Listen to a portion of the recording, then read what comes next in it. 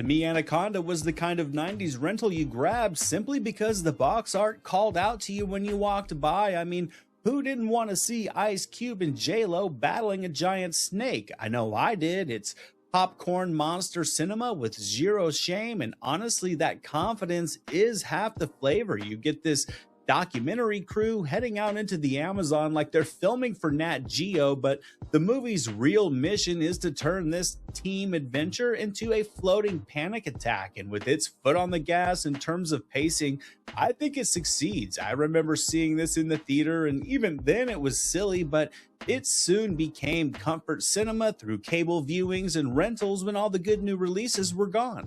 And this one wasn't just a cable staple, it was a bona fide hit. The budget is widely listed at around $45 million. It opened with $16.6 million in the US and Canada, and it went on to gross roughly $136.9 million worldwide. That's monster movie math working perfectly. Recognizable faces, a simple premise, and a creature that turns every scene into a thrill ride of suspense is a perfect recipe.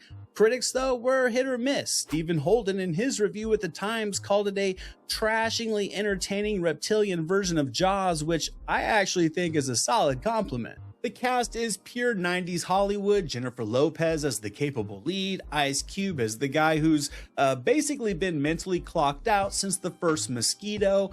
Owen Wilson shows up as Owen Wilson, and then we get Jon Voight arriving on the scene, delivering one of the most gloriously unhinged performances of the decade. His whole vibe is international villain sans cat on his lap, and every time he speaks, this jungle expedition gets 5% campier.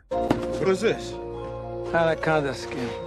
Is snakes out there this big? Is it classy? Not remotely. Are the characters making smart decisions? Hell no. But as a nostalgic watch, I think it's the perfect Friday night, lights off, snacks on movie. It's loud, it's silly, it's easily consumable, and weirdly cozy. The performances inflate the bland characters perfectly, and the group of familiar faces here, I think, adds just enough pop each time the body count racks up. Plus, Voight is just a delightful menace with his farcical performance. He's like that drunk dude at the bar trying to show you what he thinks is his spot-on impression of Marlon Brando, and all the silliness in this movie just works. Now, after all that campy jungle adventure, let's trade the river and the trees for a high-rise, glass walls, and zero boundaries. It's downtown living where the amenities include a view of you.